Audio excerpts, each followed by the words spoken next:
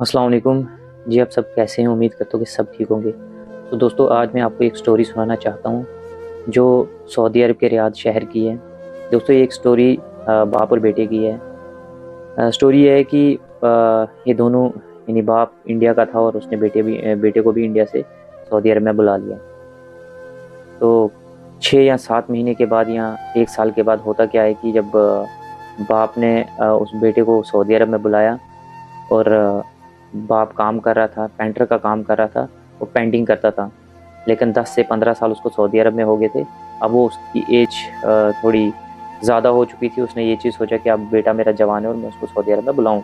यहाँ पे वो काम करेगा, जब तक मैं यहाँ पे हूँ तब तक वो सेटल हो जाएगा और उसके बाद मैं इंडिया चला जाऊँगा, वो काम यहाँ पे करेगा।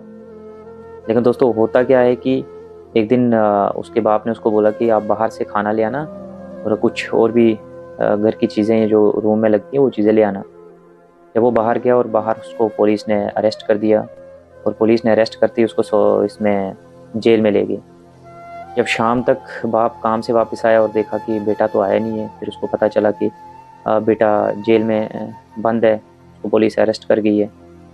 क्योंकि पुलिस उसको इसलिए अरेस्ट कर गई कि उन्होंने कहा कि तू इलीगल यहाँ पे चीज़ें बेच रहा है, लेकिन ऐसा नहीं था, वो कुछ ऐसा बेच नहीं रहा था। उसको पुलिस ने अरेस्ट कर लिया।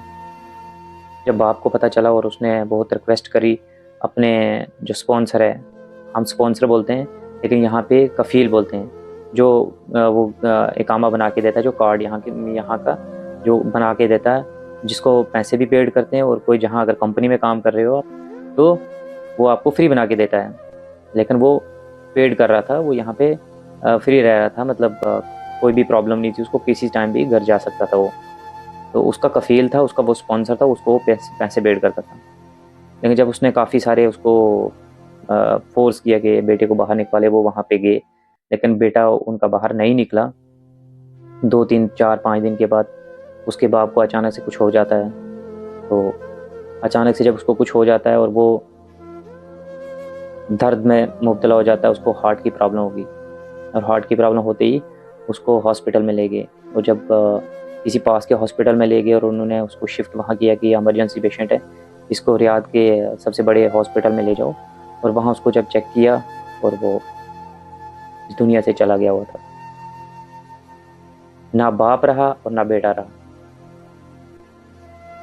कुछ टाइम के लिए जब उसको हॉस्पिटल में रखा और जब हॉस्पिटल से वापस लाया और उसके कुछ रिश्तेदार वहाँ पे थे जिनको इस चीज़ का पता था कि ऐसे मामला हुआ है।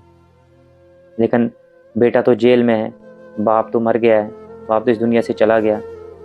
तो फिर जो उनके रिश्तेदार थे उन्होंने उसको 5 या 10 दिन के लिए ये इसमें कोल्ड रूम में रखवाया, यानी फ्रीज़र में रखवाया कि हम कोशिश करेंगे अगर उसका बेटा बाहर निकले और सिर्फ उसका चेहरा देखे तो हम इंडिया शिफ्ट करते हैं इसकी डेड बॉडी। लेकिन 4-5 दिन उन्होंने फुल कोशिश की, पूरी कोशिश की, उसके स्पॉन्सर से मिले, लेकिन वो बेटा बाहर नहीं निकल पाया। फिर उसके रिश्तेदारों ने उससे कुछ मदद करके उसको इंडिया शिफ्ट कर दिया, वहाँ भेज लिया इंडिया। और उसके यानी जो बेटा था उसको तो कोई पता नहीं है कि मेरा बाप कहाँ है और मैं कहाँ हूँ। तो जब थोड़े दिन हो गए, 5, 10, 15 दिन हो गए, तो यहाँ पे क्या होता है कि तुम हफ्ते में या 1 महीने में आई थिंक कुछ ऐसा, तुम एक बार कॉल घर कर सकते हो। जो जेल से एक बार उनको वहाँ पे कॉल घर करवाते हैं। तो ऐसे ही कुछ हुआ, जब उसने घर कॉल कर ली और माँ से बात करी उसने, बेटे ने, और उसकी माँ को पहले ही बोला गया हुआ था कि अपने बेटे को ये चीज़ें मत सुनाना। तो उसने पूछा कि ऐसे-ऐसे हाल-चाल पूछा, तो ये नहीं पूछा कि बाप, उसने कहा कि हमें अ, यानी बाप से बात हुई थी, तो वो कह रहे थे मैं अभी कोशिश कर रहा हूँ। ऐसा सब बोल के उसने फ़ोन कट कर दिया, क्योंकि उसको पहले ही समझाया हुआ था उसकी माँ को कि ऐसा उसको मत बोलना, क्योंकि उसका बाप तो चला गया है और वो भी जेल में बंद है और ऐसा ना हो वो भी उसको भी अटैक हो जाए। तो दोस्तों, एक इंसान अगर 10 साल यहाँ रहता है और जिसको सब कुछ पता है, उसकी डेड बॉडी इंडिया या कहीं अदर कंट्री में 20 दिन, 1 महीना लग सकता है। और जिस बेचारे को कुछ भी पता नहीं हो, जो 2 महीने या 3 महीने या 1 साल रहेगा, सोचो आप उसकी डेड बॉडी या वो कैसे सैक्रिफाइस करके घर पहुँच सकता है। तो दोस्तों, अगर वीडियो मेरी अच्छी